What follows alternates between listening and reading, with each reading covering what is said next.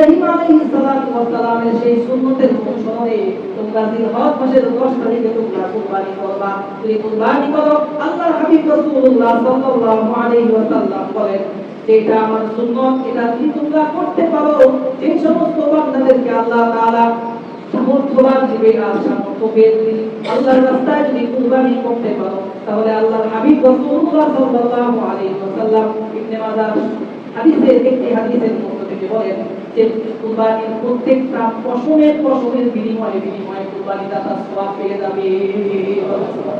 কুরবানির কিয়ামতের ময়দানে কুরবানির পশু, যেই পশুটা আল্লাহর রাস্তায় কুরবানি দেওয়া হয়, ওই পশুটা কিয়ামতের ময়দানে তার শিং এবং চুলগুলো নিয়ে উপস্থিত হয়ে যাবে আর আল্লাহ তাআলার দরবারে সাক্ষ্য দিবে যে আল্লাহ, তোমার জন্যই আমাকে কুরবানি করা হয়েছিল। সুবহানাল্লাহ। আল্লাহ রাব্বুল আলামিনের রাসূল বলেন কুরবানি জন্তু জবাই করার সাথে সাথে তার রক্ত মাটিতে পড়ার আগে আগে কুরবানি দাতার গুনাহ খাতাগুলোকে আল্লাহ তাআলা মাফ করে দিবে। সুবহানাল্লাহ। উম্মতের একটা বিশেষ আমল রাসূলুল্লাহ সাল্লাল্লাহু আলাইহি ওয়াসাল্লাম বলেন যে তোমাদের পিতা হযরত ইব্রাহিম আলাইহিস সালাতু ওয়াস সালামের সুন্নতের এক অনুসরণ এই কুরবানি, এবং বিশেষ আমার উম্মতের মধ্যে বিশেষ একটা নিদর্শন এই কুরবানি। তবে মনে রাখো, কেউ কাউকে যদি আল্লাহ তাআলা সামর্থ্য দেয় যে সে যদি কুরবানি না করে, তাহলে সে কবিরা গুনাহে লিপ্ত হবে, কারণ ওয়াজিব তরক করলে কবিরা গুনাহ হয়, আর তার কবিরা গুনাহ করলো তার কবিরা এক গুনাহতেই তাকে জাহান্নামে যাওয়ার জন্য যথেষ্ট। দ্বিতীয় হইল যে হযরত আবু হুরায়রা রাদিয়াল্লাহু তাআলা থেকে হাদিস বর্ণিত, মান ওয়াজাদা সাআতান ফালাম ইউসাহি ফালা ইয়াকরাবান্না মুসাল্লানা। আল্লাহর হাবিব রাসূলুল্লাহ সাল্লাল্লাহু আলাইহি ওয়াসাল্লাম হাদিস বর্ণনা করে বলেন, ইবনে মাজাহ 3123 নম্বর হাদিস। ইবনে মাজাহ এই হাদিসটা খুব গুরুত্বপূর্ণ। কাউকে যদি আল্লাহ তাআলা সামর্থ্য দেয় আর সে যদি কুরবানি না করে, তাহলে আল্লাহর হাবিব বলেন যে সে যেন ঈদের নামাজ পড়তে ঈদগাহে না আসে। কত বড় কথা! সে যদি ঈদগাহে না আসে, হাদিস নাম্বারটাও বলে দিলাম, ইবনে মাজাহ শরীফের 3123 নম্বর হাদিস। মান ওয়াজাদা সাআতান ফালাম ইউসাহি, যে ব্যক্তি কুরবানি করবে না সামর্থ্য থাকা সত্ত্বেও, ফালা ইয়াকরাবান্না মুসাল্লানা, সে যেন ঈদের নামাজের মুসল্লাতে যাতে সে না আসে। এজন্য কুরবানি করলে অনেক সওয়াব। কুরবানির প্রত্যেকটা পশুর বিনিময়ে, পশমের বিনিময়ে আমাদেরকে সওয়াব দান করবেন এবং গুনাহ খাতা মাফ করে দিবেন, এবং এই আমলগুলো করার তৌফিক দান করুন সকল বলি আমিন। ওয়া আখিরু দাওয়ানা আলহামদুলিল্লাহি রাব্বিল আলামিন।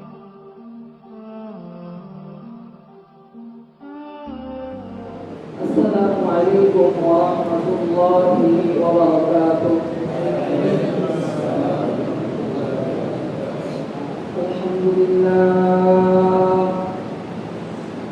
আলহামদুলিল্লাহ নাহমাদুহু ওয়া নাস্তাঈনুহু ওয়া নাস্তাগফিরুহু ওয়া নু'মিনু বিহি ওয়া নাতাওয়াক্কালু আলাইহি ওয়া না'উযু বিল্লাহি মিন শুরুরি আনফুসিনা ওয়া মিন সাইয়্যাতি আ'মালিনা।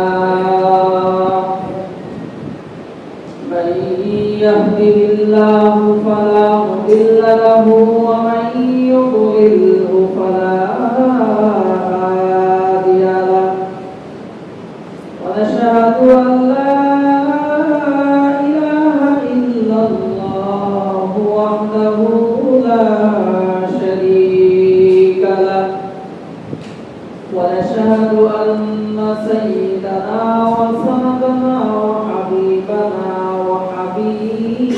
ربنا وطبيبنا وطبيب قلوبنا ومولانا محمدا عبده ورسوله، أرسله الله إلى كافة الناس بشيرا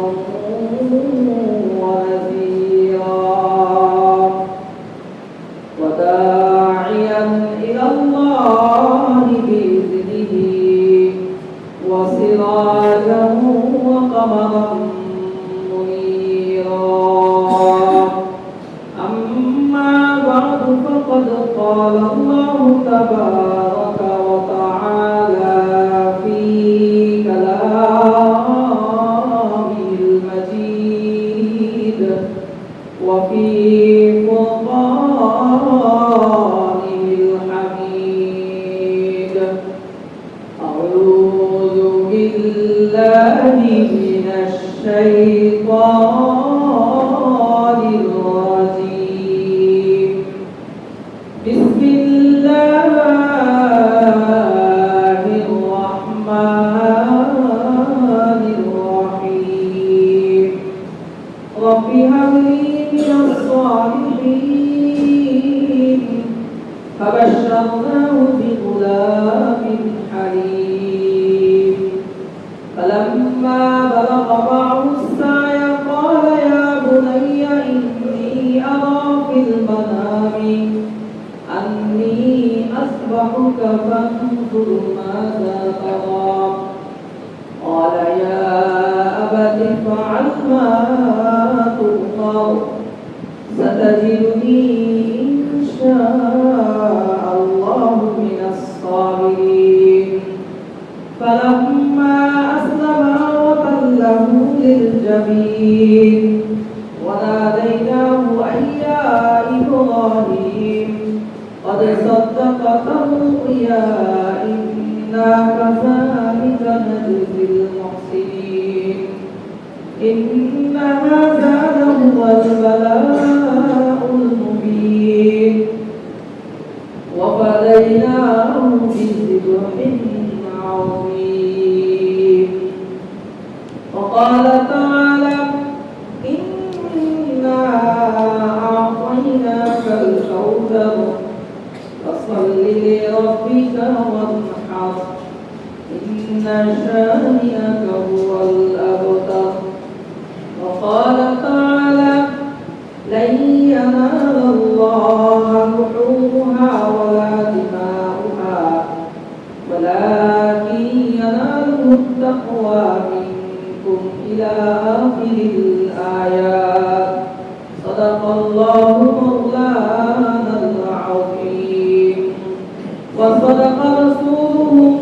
النبي الكريم ونحن على ذلك من الشاهدين والشاكرين والحمد لله رب العالمين الحمد لمن قدر خيرا وخبالا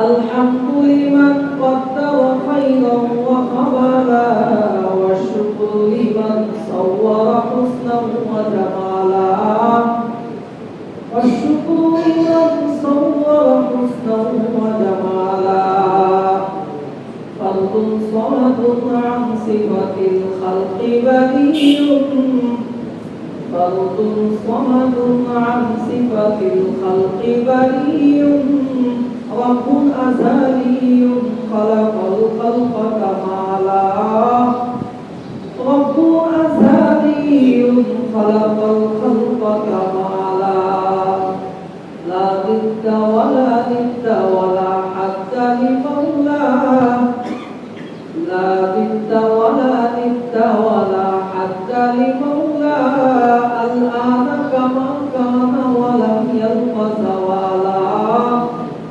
الآن كما كان ولم يلق زوالا الأول والآخر والظاهر حقا الأول والآخر والظاهر حقا والباطن مولاي ولا قيل وقالا والباطن مولاي ولا قيل وقالا وعن أبي هريرة رضي الله تعالى عنه قال قال رسول الله صلى الله عليه وسلم من وجد ساعة فلم يصحي فلا يقربن مصلانا رواه ابن ماجه أو كما قال عليه الصلاة والسلام محبوب درگاه كبريا بلغ العلا بكماله شد روشن سرير واسمان كشف الدجى بجماله مشتاق دیدار خدا حسنت جمیع خصاله المصطفى صلوا عليه وآله بلغ العلا بكماله كشف الدجى بجماله حسنته جميع خصاله صلوا عليه وآله সকলে নামাজের দুরূদ শরীফ পড়ি আল্লাহুম্মা সাল্লি আলা মুহাম্মাদিন ওয়া আলা আলি মুহাম্মাদ কামা সাল্লাইতা আলা ইব্রাহিম ওয়া আলা আলি ইব্রাহিম ইন্নাকা হামিদুম মাজিদ আল্লাহুম্মা বারিক আলা মুহাম্মাদিন ওয়া আলা আলি মুহাম্মাদ কামা বারাকতা আলা ইব্রাহিম ওয়া আলা আলি ইব্রাহিম ইন্নাকা হামিদুম মাজিদ আলহামদুলিল্লাহ মহান আল্লাহ রাব্বুল আলামিনের দরবারে অসংখ্য অগণিত শুকরিয়া যে আল্লাহ সুবহানাহু ওয়া তাআলা পবিত্র জিলহজ মাসের প্রথম জুমাতে আপনাকে এবং আমাকে তার ঘর তথা মসজিদ নামক স্থানে আগে আগে আসবার মতো বসবার মতো তৌফিক দান করেছেন। এই জন্য মালিকের দরবারে সকলের সমস্যরে মহাব্বতের সহিত শুকরিয়া আদায় করে বলি আলহামদুলিল্লাহ। আজকে জিলহজ মাসের 2 তারিখ, অত্যন্ত দামি একটি মাস, হজের মাস। হজের মাসকে আল্লাহ তাআলা দাম বাড়ায় দিয়েছেন যে হজের মাস আল্লাহ তাআলা এই মাসটিকে কেন্দ্র করে অনেক গুনাহগারদেরকে মাফ করে দেন। মানে হাত কুরবানি আসতেছে আমাদের সামনে, 10 জিলহজ কুরবানির একটি মহা আল্লাহ তাআলা আনুগত্যের এক শিকার দিয়েছেন, আনুগত্যের এক প্রকাশ করেছেন হযরত ইব্রাহিম আলাইহিস সালাতু ওয়াস সালাম।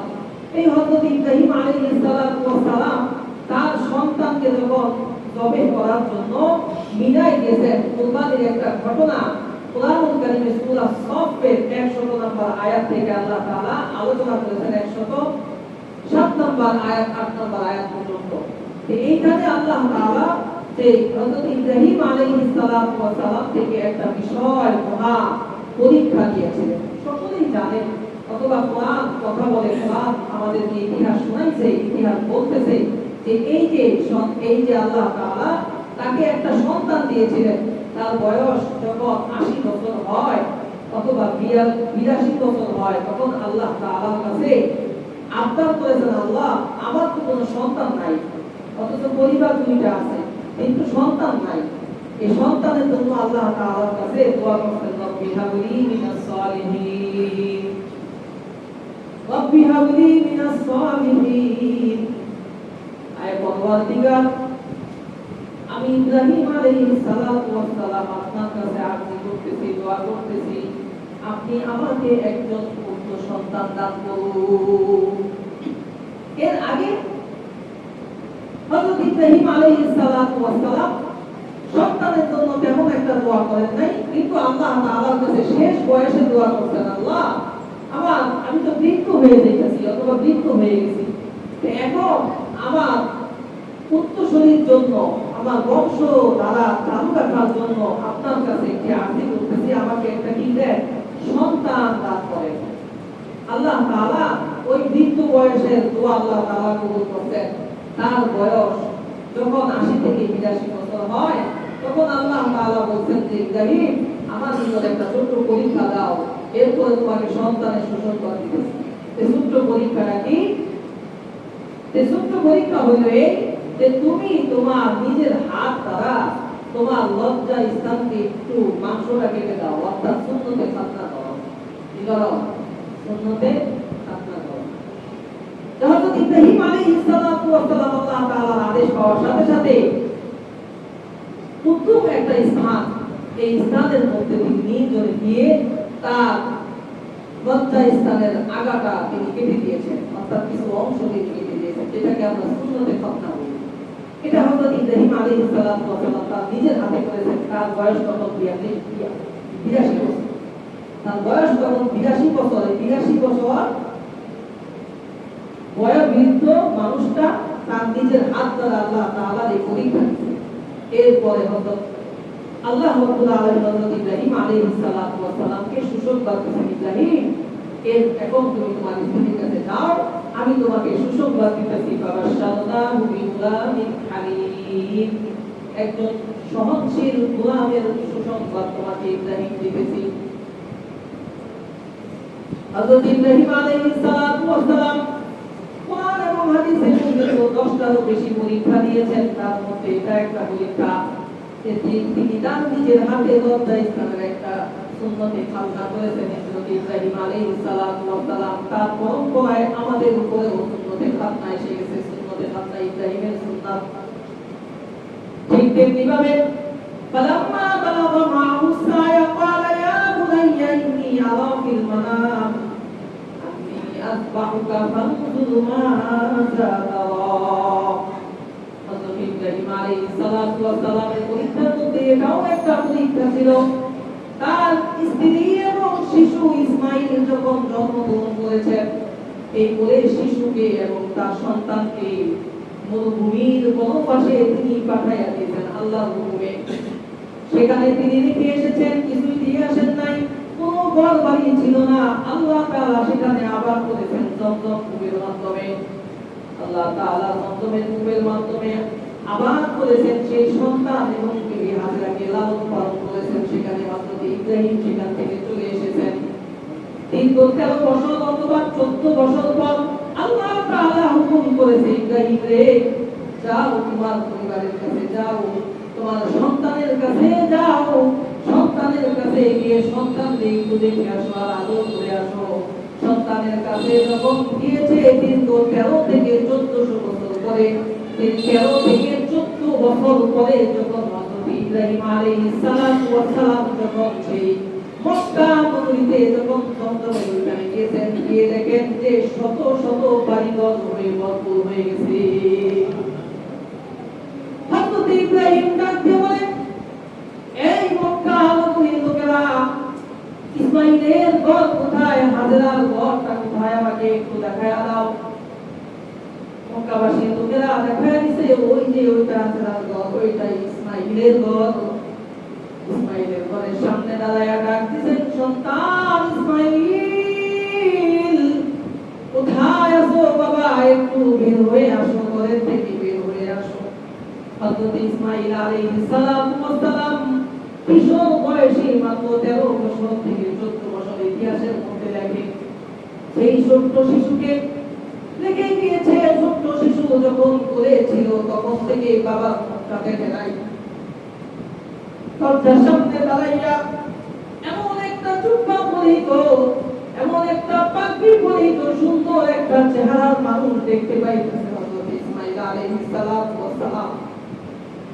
কিশোর এক ইসমাঈল যখন এই দৃশ্যটা দেখে তখন তার মনে পড়ে গেল, আরে এই মানুষটাকে এত লম্বা জামা পরে দেখতেছি, এমন একটা হুবহু লম্বা জামা তো আমি আমার মায়ের ঘরের মধ্যে টানানো দেখেছি। আমার মা হযরতে হাজেরা কখনো কখনো সেই গায়ের জুব্বাটা নিয়ে গান নিত, আর সেই গায়ের জুব্বাটা ধরে ধরে মাঝে মাঝে কান্না করত। আমি ইসমাঈল জিজ্ঞাসা করতাম, মা এই জুব্বাটা কার, এই জুব্বাটা থেকে তুমি গান নাও, আর এই জুব্বাটা ধরে মাঝে মাঝে তুমি কান্না করো, এই জুব্বাটা কার? মা থেকে জবাব শুনেছিল ইসমাঈল, মা বলতেছে, এই যে জুব্বাটা দেখতেছো রে বাবা, এই জুব্বাটা হচ্ছে খলিলুল্লাহর জুব্বা, তোমার বাবা হযরত ইব্রাহিম খলিলুল জুব্বা তোমাকে শিশু অবস্থায় আল্লাহর আদেশে রেখে গিয়েছে। এই জুব্বাটা আমার জন্য একটা নজির হয়েছে, এই জুব্বাটাই হচ্ছে আমার স্বামীর স্মৃতি মনে করে দেয়। এমন একটা প্রেম মহব্বত, প্রেম আর মহব্বত, মায়ের প্রেম আর স্বামীর মহব্বত, এই প্রেমের দৃশ্যটা হযরত ইসমাঈল দেখেছে। ইসমাঈল দেখে তার জুব্বাটা হুবহু যখন সামনে দেখেছে, যে ওরকম আর একটা জুব্বাওয়ালা মানুষ সামনে দাঁড়ায়া তখন হযরত ইসমাঈল আলাইহিস সালাতু ওয়াস সালাম আর বুঝতে দেরি করেন না, এটা আমার পিতা হযরত ইব্রাহিম আলাইহিস সালাতু ওয়াস সালাম। হযরত ইব্রাহিম আলাইহিস সালাতু ওয়াস সালাম সন্তানকে দেখে হাসি মুখে বললেন যে আয় আয় সন্তান আয় আমার বুকে আয়। 13টা বছর 14টা বছর পর আল্লাহ তাআলা তোমাকে দেখার হুকুম করেছে, আমাকে তাই আসলাম। চলো বাবা চলো মিনায় বেড়াতে যেতে হবে, আসো তোমাকে নিয়ে একটু মিনায় বেড়ায় আসি। মিনার দিকে রওনা হয়েছে। প্রতিমধ্যে শয়তান কয়েকবার ধোঁকা দিয়েছে, শয়তানকে বড় লম্বা ঘটনা। শয়তান প্রতিমধ্যে কয়েকবার ধোঁকা দেওয়ার সাথে সাথে শয়তানকে কঙ্কর নিক্ষেপ করেছে। আদব কি হাজী সাহেবরা মিনায় যাওয়ার সময় 3টা স্থানের মধ্যে কঙ্কর নিক্ষেপ করতে থাকে। ঘটনা বড় লম্বা। সেই মিনায় যখন যাওয়া হয়েছে তখন বাবা সন্তানকে এত বছর পাওয়ার পরে সন্তানকে ডাক দিয়ে বলতেছে রে সন্তান, আমি তোমাকে স্বপ্নে দেখেছি, তোমাকে আমি সবাই বলতেছি, তোমার অভিমত কি? হযরত ইব্রাহিম আলাইহিস সালাতু ওয়াস সালাম তার স্বপ্নের ব্যাখ্যা সেখানে গিয়ে বলেছেন, ইয়া বুনাইয়া ইন্নী আরা ফিল মানাম আন্নী আসবাহুকা ফানজুর মাযা তারা। হে সন্তান, তোমার অভিমত কি? আমি তোমাকে স্বপ্ন দেখেছি, যে স্বপ্নে তোমাকে জবাই করতেছি আল্লাহর জন্য। হযরত ইব্রাহিম আলাইহিস সালাতু ওয়াস সালাম তাফসীরের কিতাবের মধ্যে লেখে যে আল্লাহ তাআলা তাকে স্বপ্ন দেখাইছেন। নবীদের স্বপ্ন হলো ওহী, 100% সত্য। নবীদের স্বপ্ন হচ্ছে ওহী। উম্মতের স্বপ্ন সব ওহী নয়। উম্মতের স্বপ্ন আল্লাহ তাআলা কখনো দেখান, আবার কখনো শয়তান দেখান, আবার কখনো কখনো উম্মত খেয়ালি স্বপ্ন দেখে যা নিয়ে সে চিন্তা ফিকির করতে থাকে, ওই সমস্ত স্বপ্নগুলো উম্মতটা দেখে। কিন্তু নবীরা কোনো সময় চিন্তা ফিকিরের স্বপ্ন দেখে না। সব সময় তাফসীরের কিতাবের মধ্যে আছে, সব সময় নবীরা সত্য স্বপ্ন দেখেন। এই স্বপ্নটা দেখেন সেটা আল্লাহ তাআলা 100 থেকে 100% ওহী হিসাবে প্রেরণ করেন।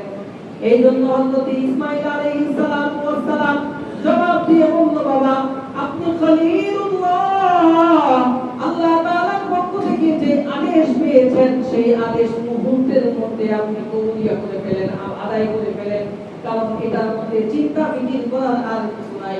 হযরত ইব্রাহিম আলাইহিস সালাতু ওয়াস সালাম সন্তানকে এই জন্য জিজ্ঞাসা করেছেন যে সন্তান যদি রাজি না হয় তাহলে তাকে কুরবানি করবে না, এমনটি নয়।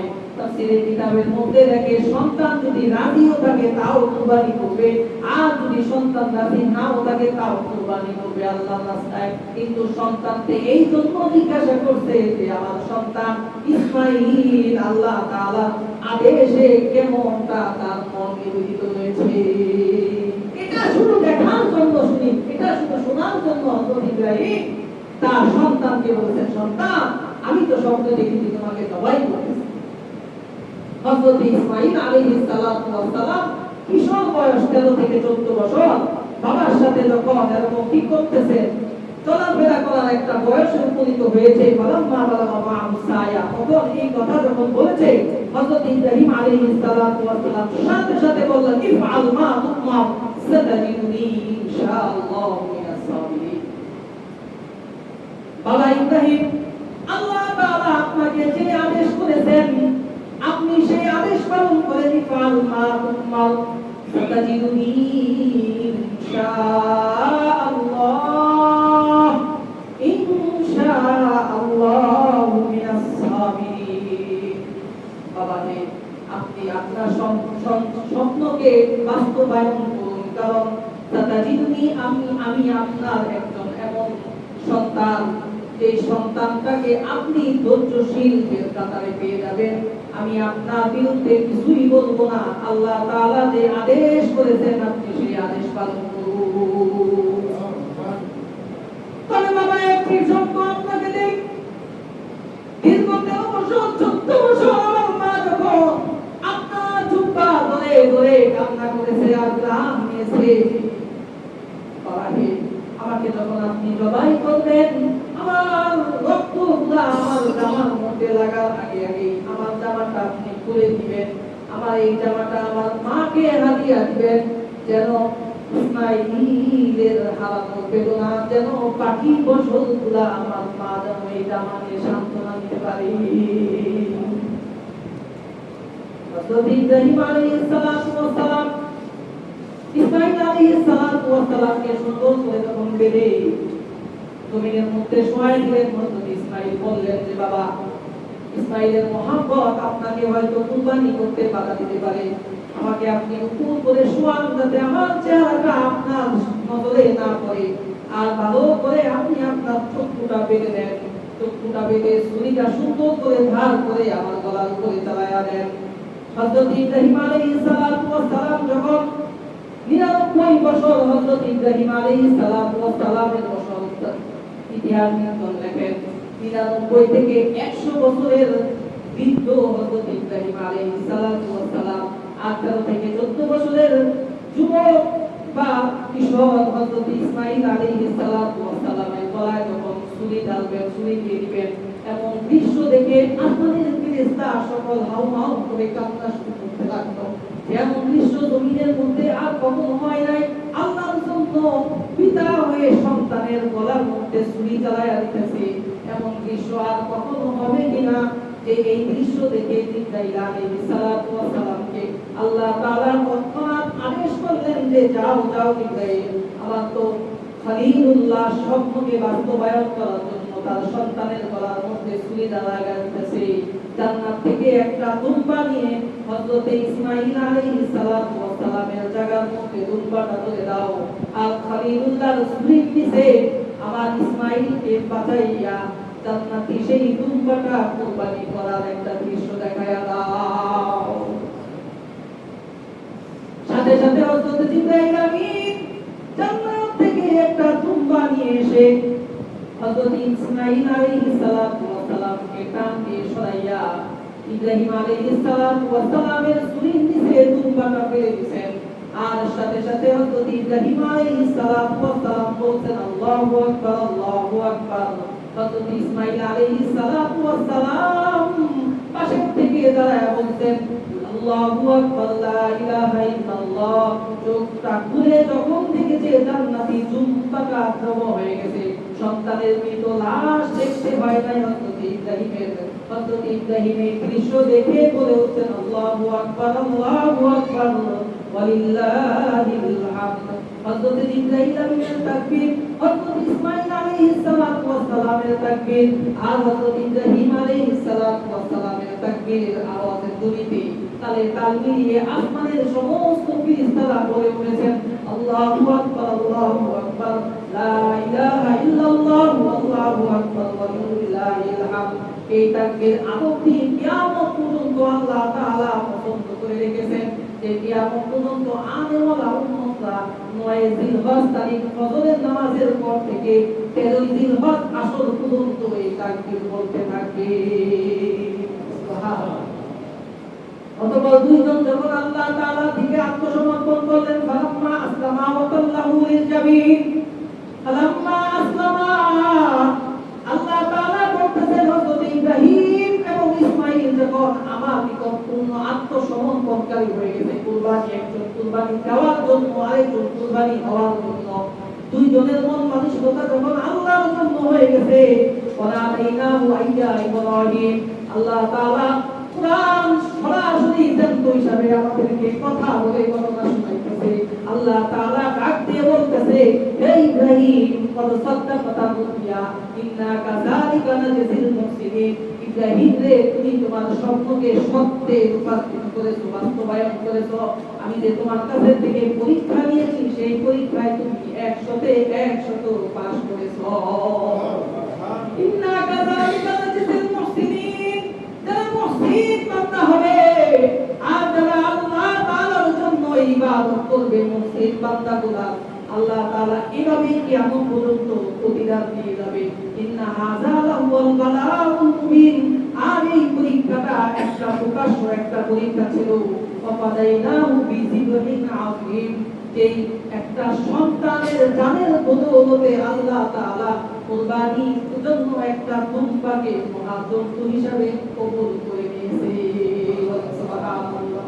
এইজন্য আল্লাহ রাসূল সাল্লাল্লাহু আলাইহি ওয়াসাল্লাম বলেন হযরত ইব্রাহিমের সুন্নাত হচ্ছে তোমাদের জন্য কুরবানি করা। আল্লাহ তাআলা আমাকে আদেশ করেছে ইব্রাহিম আলাইহিস সালাতু ওয়াস সালামের সেই সুন্নতের অনুসরণে তোমরা জিলহজ মাসের 10 তারিখে তোমরা কুরবানি করবা।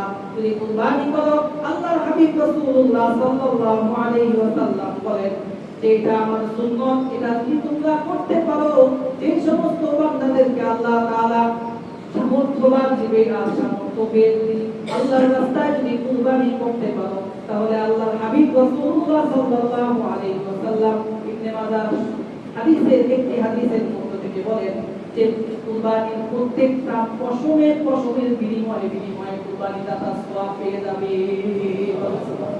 কুরবানির কিয়ামতের ময়দানে কুরবানির পশু, যেই পশুটা আল্লাহর রাস্তায় কুরবানি দেওয়া হয়, ওই পশুটা কিয়ামতের ময়দানে তার শিং এবং খুরগুলা নিয়ে উপস্থিত হয়ে যাবে। আর আল্লাহ তাআলা দরবারে সাক্ষ্য দিবে যে আল্লাহ, তোমার জন্যই আমাকে কুরবানি করা হয়েছিল। সুবহানাল্লাহ। এবং আল্লাহ তাআলা রাসূল সাল্লাল্লাহু আলাইহি ওয়াসাল্লাম বলেন যে 10 জিলহজ থেকে 10, 11, 12 দিন যে কুরবানি করা হয়, এই কুরবানি যদি আল্লাহর জন্য করা হয়, যদি আল্লাহর জন্যই করা হয়, বান্দাটা যদি আল্লাহকে রাজি খুশি করার জন্য কুরবানি করে, তাহলে আল্লাহ রাব্বুল আলামিনের রাসূল বলেন কুরবানি জন্তু জবাই করার সাথে সাথে তার রক্ত মাটিতে পড়ার আগে আগে কুরবানি দাতার গুনাহ খাতাগুলোকে আল্লাহ তাআলা মাফ করে দিবে। সুবহানাল্লাহ। উম্মতের একটা বিশেষ আমল রাসূলুল্লাহ সাল্লাল্লাহু আলাইহি ওয়াসাল্লাম বলেন যে তোমাদের পিতা হযরত ইব্রাহিম আলাইহিস সালাতু ওয়াস সালামের সুন্নতের এক অনুসরণ এই কুরবানি, এবং বিশেষ আমার উম্মতের মধ্যে বিশেষ একটা নিদর্শন এই কুরবানি। তবে মনে রাখো, কেউ কাউকে যদি আল্লাহ তাআলা সামর্থ্য দেয় যে সে যদি কুরবানি না করে, তাহলে সে কবিরা গুনাহে লিপ্ত হবে। কারণ ওয়াজিব তরক করলে কবিরা গুনাহ হয়, আর তার কবিরা গুনাহ করলো তার কবিরা এক গুনাহতে তাকে জাহান্নামে যাওয়ার জন্য যথেষ্ট। দ্বিতীয় হইল যে হযরত আবু হুরায়রা রাদিয়াল্লাহু তাআলা থেকে হাদিস বর্ণিত, মান ওয়াজাদা সাআতান ফালাম ইউসাহি ফালা ইয়াকরাবান্না মুসাল্লানা। আল্লাহর হাবিব রাসূলুল্লাহ সাল্লাল্লাহু আলাইহি ওয়াসাল্লাম হাদিস বর্ণনা করে বলেন, ইবনে মাজাহ 3123 নম্বর হাদিস। ইবনে মাজাহ এই হাদিসটা খুব গুরুত্বপূর্ণ। কাউকে যদি আল্লাহ তাআলা সামর্থ্য দেয় আর সে যদি কুরবানি না করে, তাহলে আল্লাহর হাবিব বলেন যে সে যেন ঈদের নামাজ পড়তে ঈদগাহে না আসে। কত বড় কথা! সে যদি ঈদগাহে না আসে, হাদিস নাম্বারটাও বলে দিলাম, ইবনে মাজাহ শরীফের 3123 নম্বর হাদিস।